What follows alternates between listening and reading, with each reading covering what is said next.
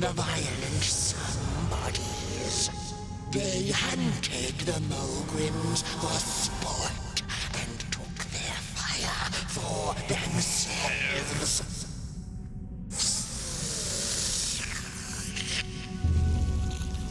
But the somebodies knew not what they were dealing with, for as soon as they held the fire in their grubby hands, they began to fight one another with it.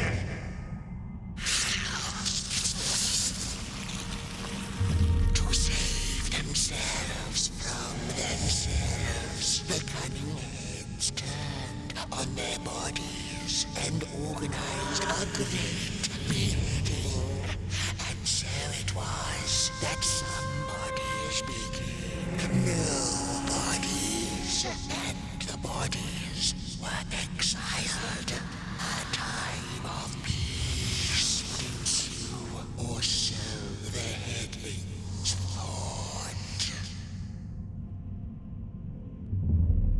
The last living Mogrim had been biding her time, and saw now an opportunity to return and take bloody vengeance upon the heads, who were now left defenseless without their bodies.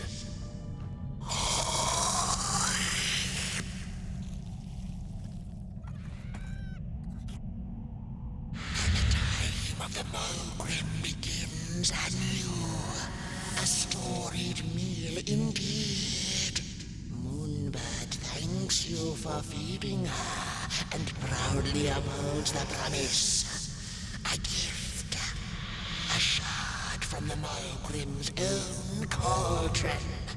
It looked so shiny in the moonlight. Moonbird simply had to take it.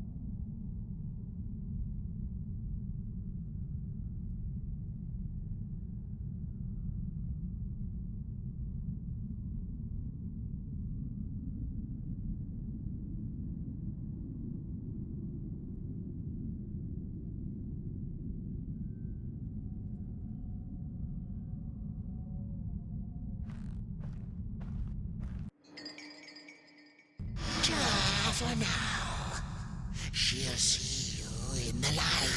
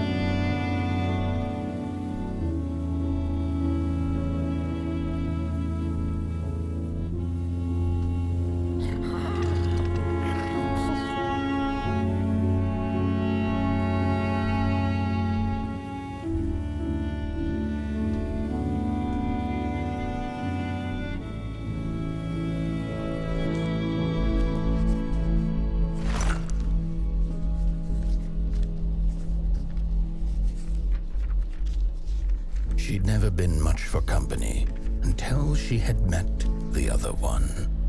He had shimmering scales, an appetite for life, and carried a faint scent of rotting leaves she found irresistible. Oh, how they used to laugh at the distant stars, bitterly, together.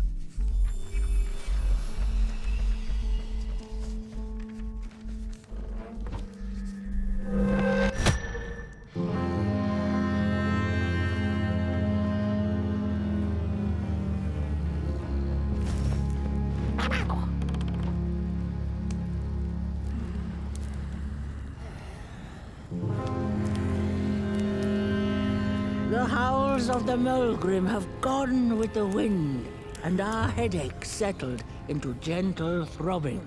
Thank you, somebody, for you have not only graciously saved our necks, but also demonstrated the value of brain mass and heart blob working together.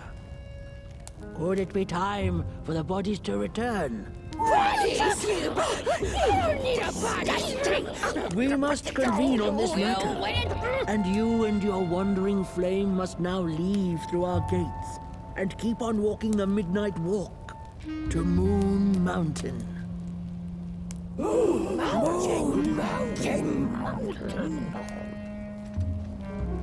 Here you go, somebody. This key will open the town gates.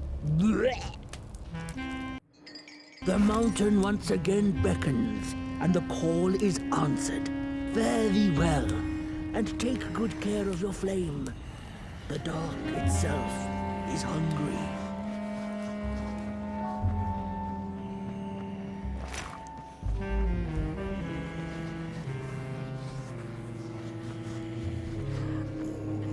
Bodies might be returning it on now.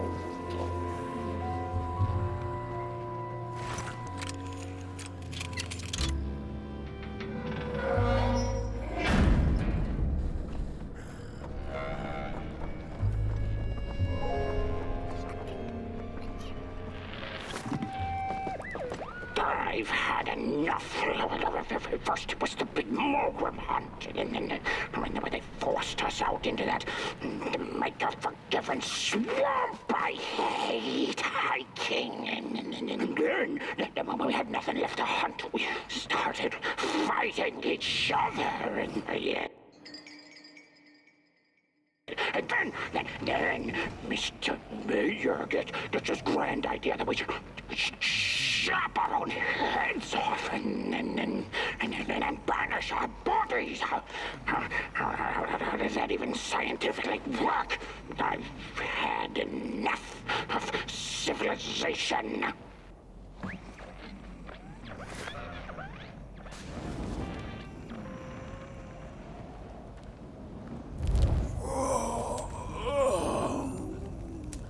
Oh, back from a little swamp detour, huh? Hope the heads didn't give you too much trouble. At least your head looks attached to its shoulders and your friend's is, well, burning. So do not despair. Should you once again lose your way along the midnight walk, you're probably meant to.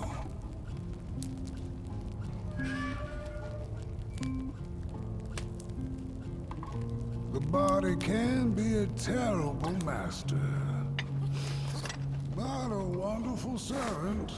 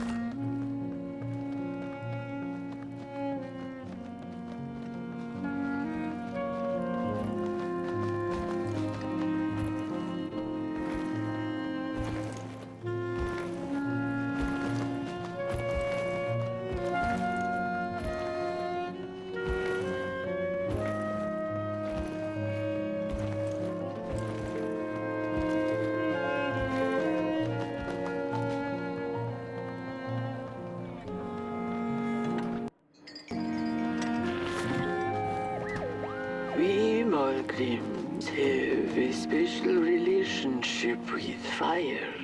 We do not cook over it. We do not shed tales around it.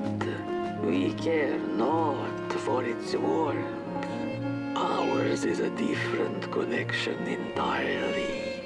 Fire is our window to truth and into the world beyond clay, to which we must return. We are noble beings, bringers of bugs, slime, and mushrooms to help decompose the old and to bring about the new. We are the caretakers of this world, and woe be to those who seek to end us, for they seek to end themselves.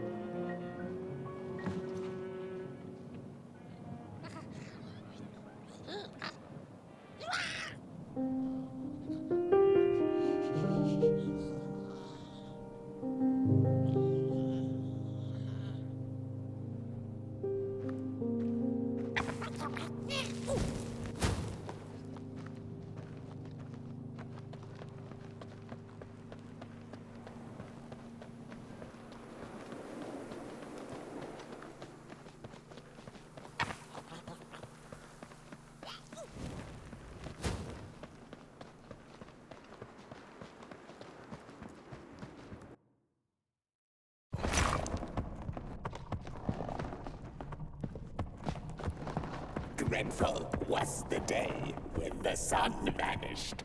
The waters dried up, birds went quiet, and the dark itself seeped unchecked into the work table as the cold, chewed paper moon rose over the mountain. The night that followed would be long as the midnight walk. The burnt one was there. You do not remember, but you feel it, don't you? You are reborn when need arises. This night, Port Boy needs you, and Moon Mountain beckons. Its call irresistible. A storm is coming. The soothsayers have spoken.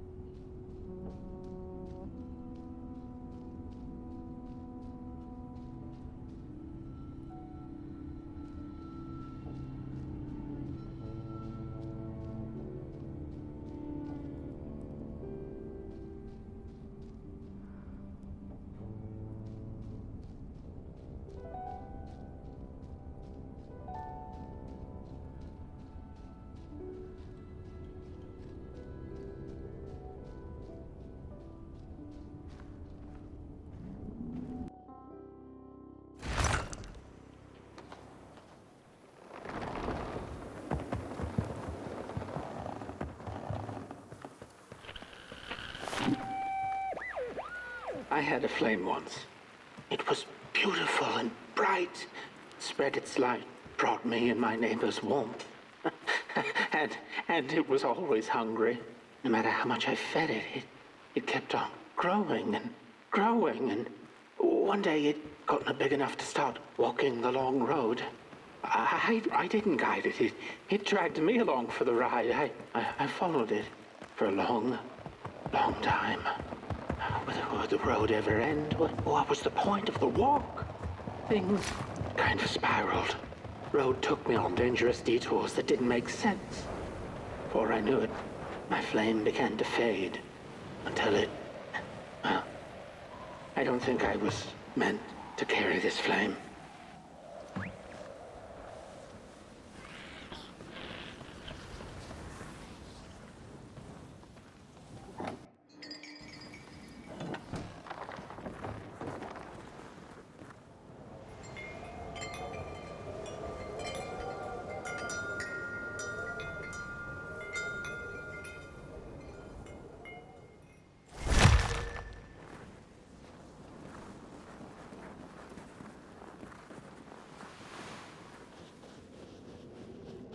There once was a freezing cat who was looking for shelter when she came across a dark cave. "Step into my abode," offered the dark. "It will warm you if you surrender your wants."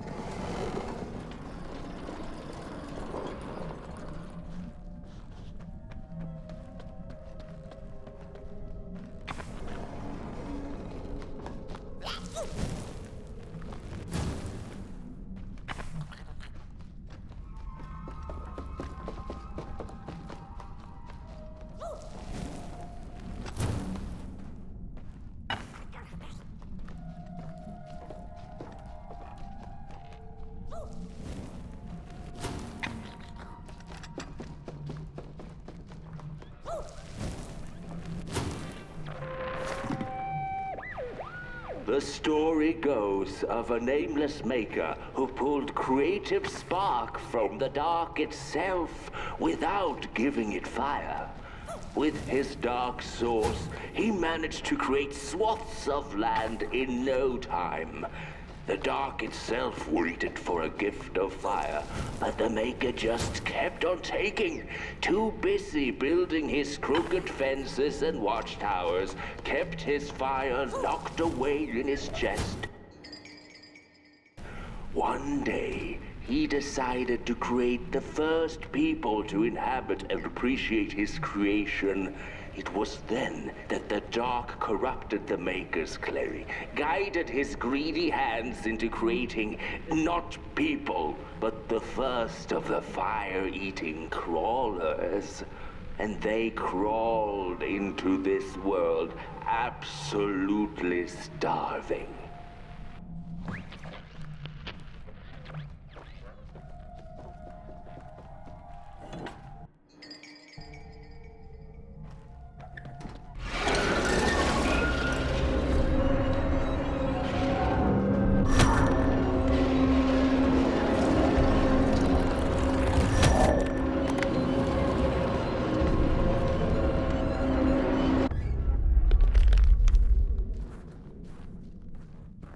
dark's eyes were much too big and watchful for the cat's liking.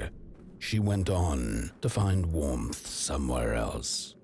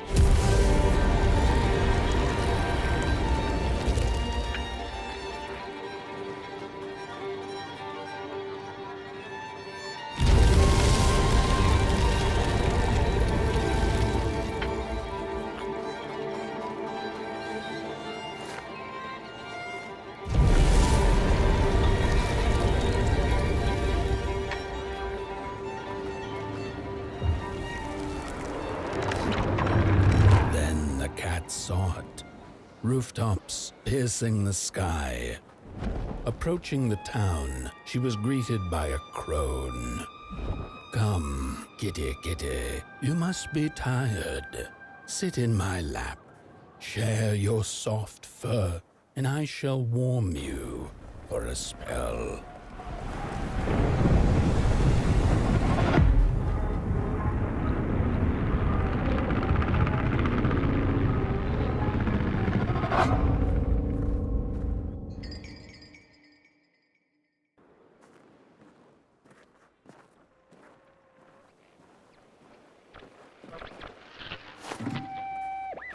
Hello, Mother. The well said to give it a match, so you and I could talk again. I hope this works, because that was my last one, and well, it's cold now. But it doesn't matter. We can finally talk after everything. So, how are you? Do they have fire where you are? Not the hellish kind, I hope. Is Father there too? I think you should talk to him again. I know it doesn't seem like it, but I know he loves you still. I love you. Still. I can't feel my hands. I can't feel anything.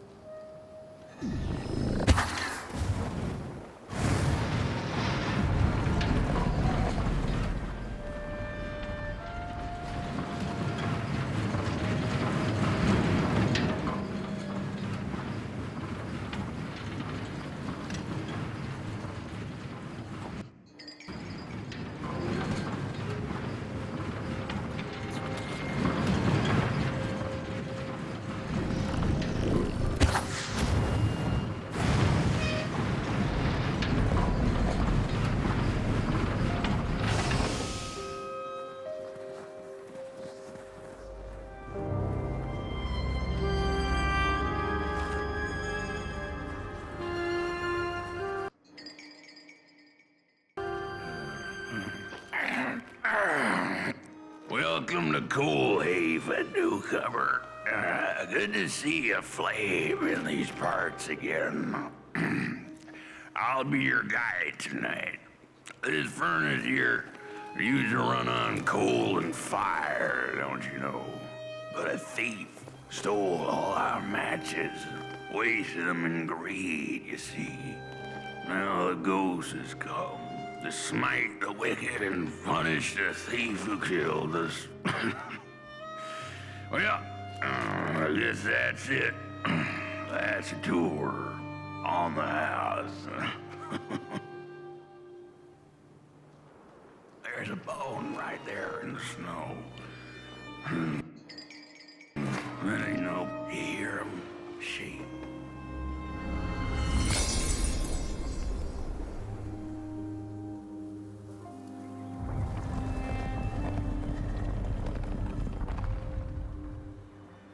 Oh, do you feel that? Something's changing. That furnace was the soul of the city. We used to worship it, us coal miners did. Fed trees and fire like it was a hungry, angry god. This broken body's going nowhere. Where yours is. Walk the streets.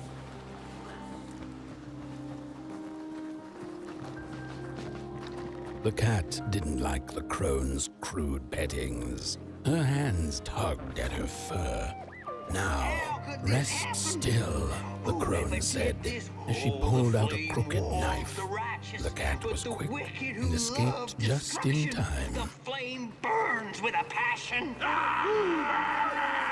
How will we warm the furnace?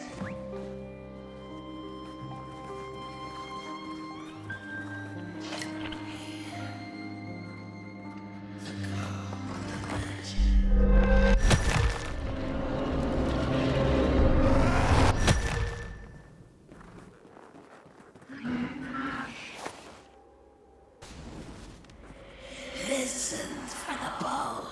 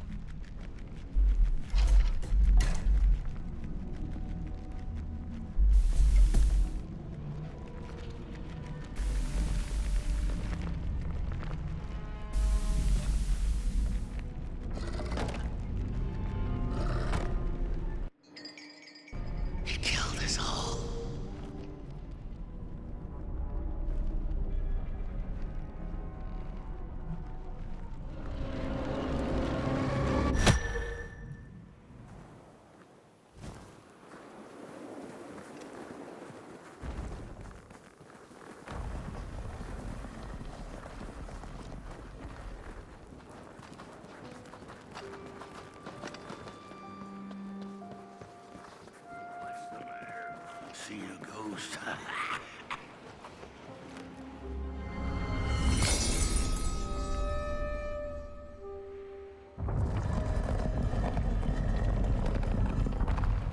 The thief loved the stars. Would have plucked them out of the sky if it were possible. But the dark itself stole her stars, turning the thief's sky as black as a cup of joe. And so the thief began to steal matches and lit them, hundreds of them, like little stars of her own. The crooked path to the house on the hill lies. Wherever she sought warmth, it had a price. The miners needed the cat to get rid of the rats, and the vicar wanted her protection from bad luck. Bony hands reached out from all around her, trying to grab her.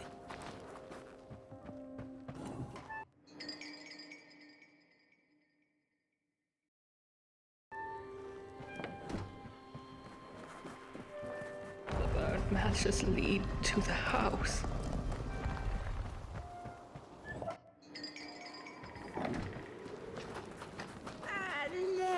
For what's they?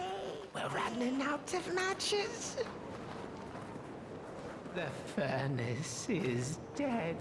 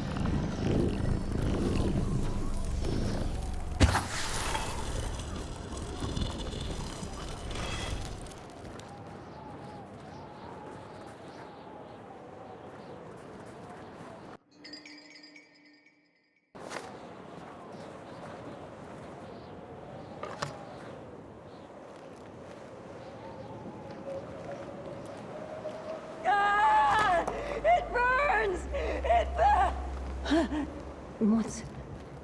Oh, this isn't my body. The fire, did we snuff it out? Where's... Did I save them? The house. It's ruined. Well, it wasn't supposed to go down that way. They locked the door, threw the key into the woods. Huh. There was so much anger, and now there's nothing. This body is so uncomfortable.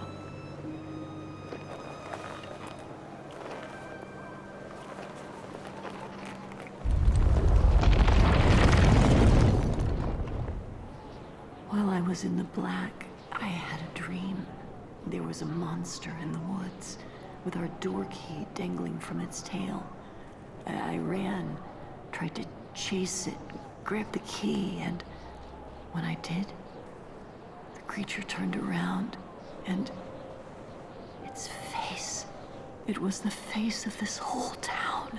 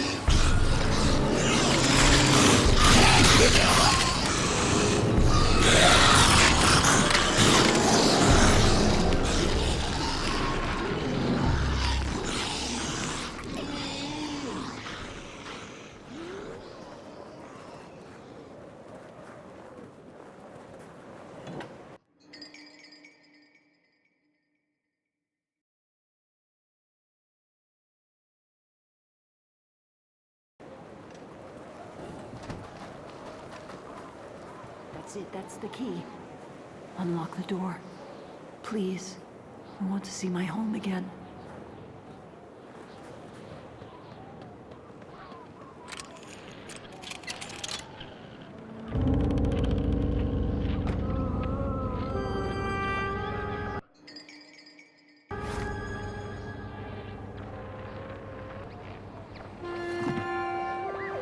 Furnace is getting weak.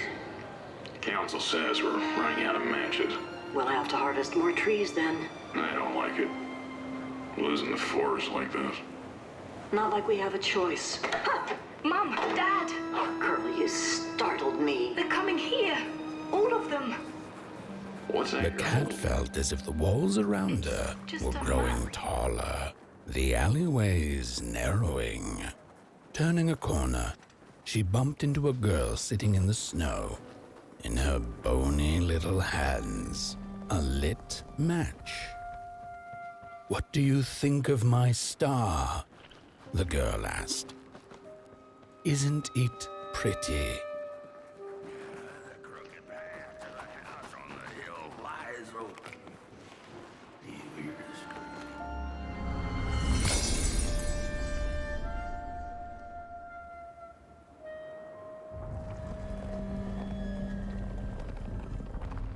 With no matches left, we couldn't light the furnace.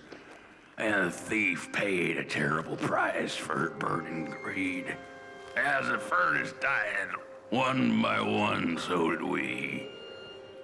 But before we perished, the dark itself moved into our hollow husk, turning us cold and wicked. If I had a heart, I'd feel great shame for what we did. I'd feel great shame for what we did. The old man feels it too. Should have been long dead.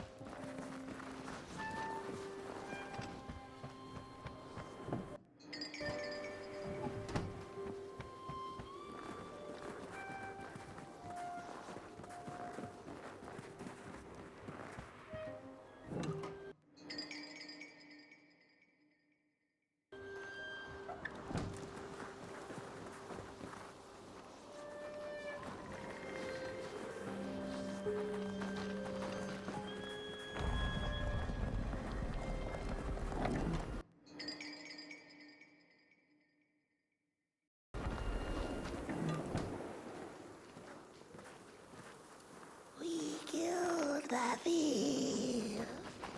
The old man is the one left. He carried Rest for us after what we did.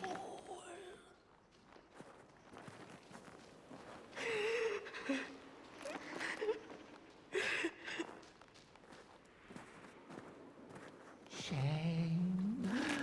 Shame. The furnace died, so we had nothing left but justice. Sweet justice. Justice won't keep us warm. Shame.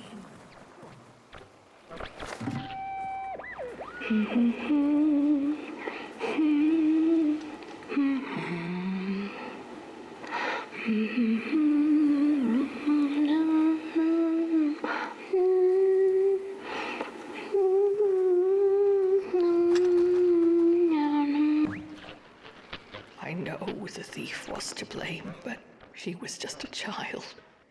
The anger kept us warm, but only for a spell. Now there's nothing left but cold, sharp guilt. So much guilt. Why aren't I dead? What have I done? What did we do? I thought we'd just punish her. She was miserable and found comfort in fire. What have I done?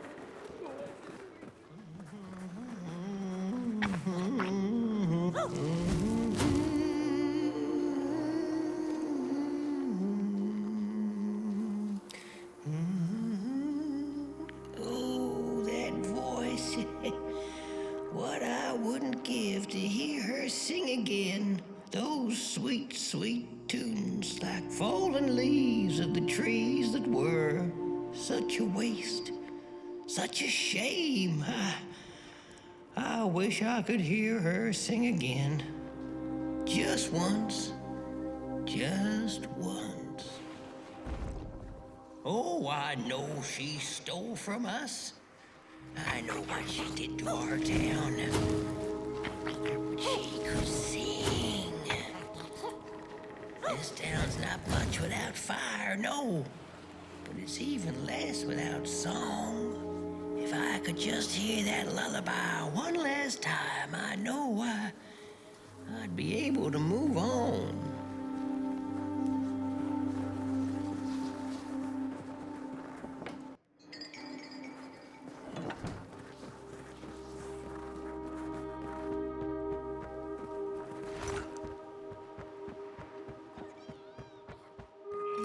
I ask, pray, beg for silence of the dead. But what does darkness give? A singing head. All of them dead like asked, yes. But the song, it lingers.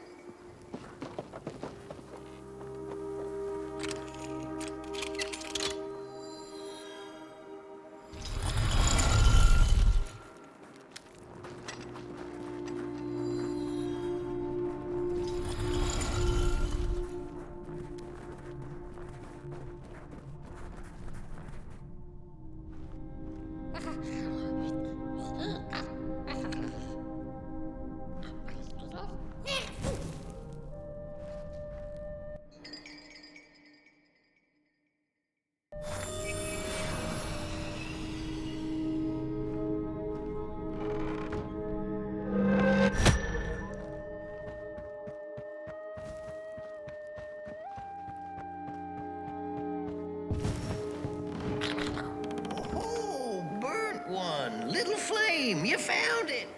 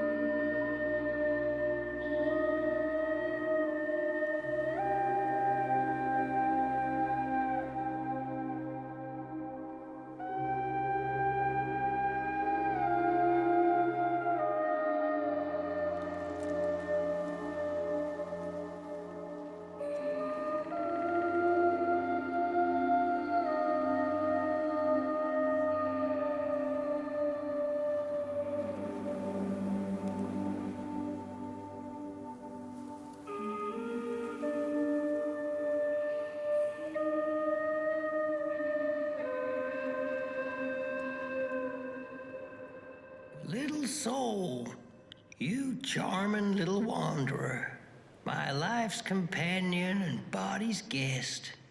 Where are you off to now?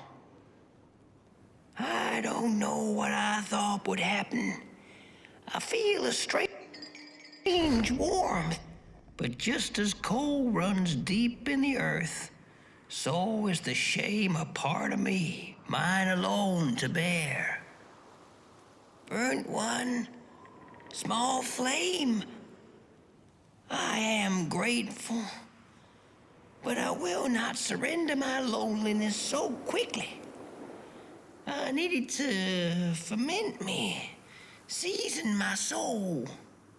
Please, leave me.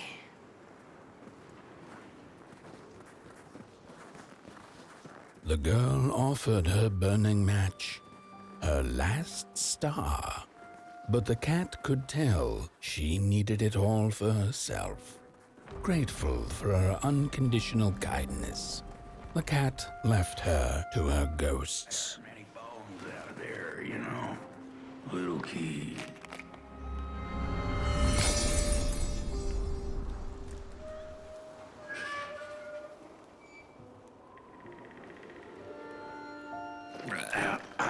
The door to the flame is open. It's already there. You just haven't lit it yet. Now, if you don't mind, a little spark. And just maybe we'll be able to die for real this time. In life, I didn't mind a little loneliness, but this is the worst. The furnace belongs to burn.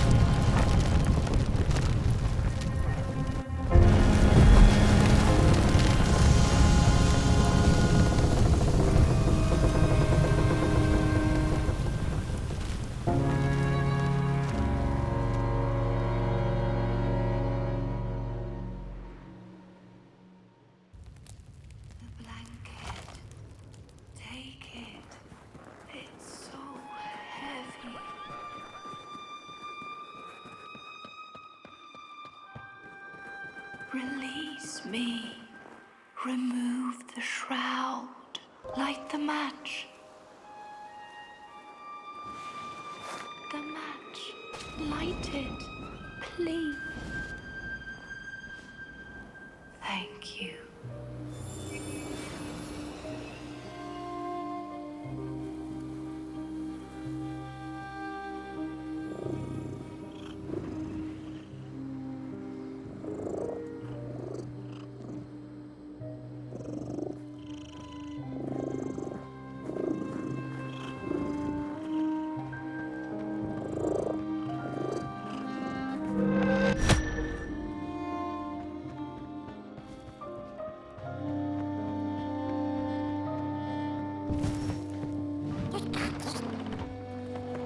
The cat finally settled in front of a giant, burning furnace.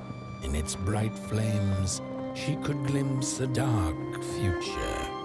This did not matter to her, for now she was eternally warm and at peace.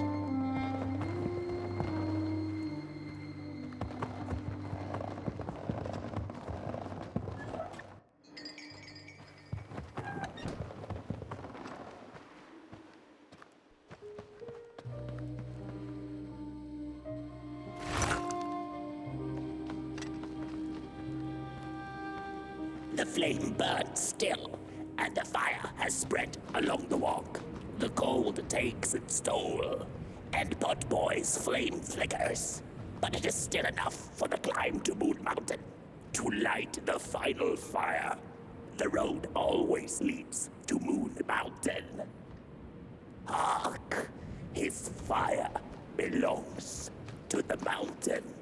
It came from beyond the moon. You have always been destined to burn. The soothsayers have spoken.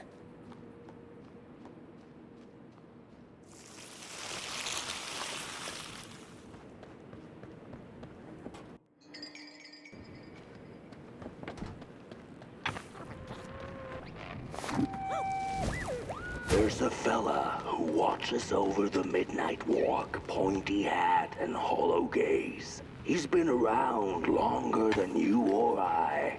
Some say he was one of the first sculptures to have breath. Some say he's not from around here, but from another maker's work table entirely. Some say he's seen what lies beyond Moon Mountain. But I just think he's lost like the rest of us. And he's waiting for the right one to come along. Waiting for something that'll give him that eureka for his song. He keeps his banjo by his side, but he never plays it. Strange, but he's in no hurry. He's got all the time in the world.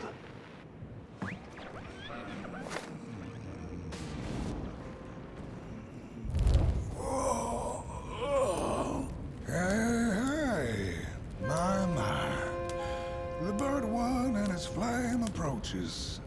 The road's been long, hasn't it?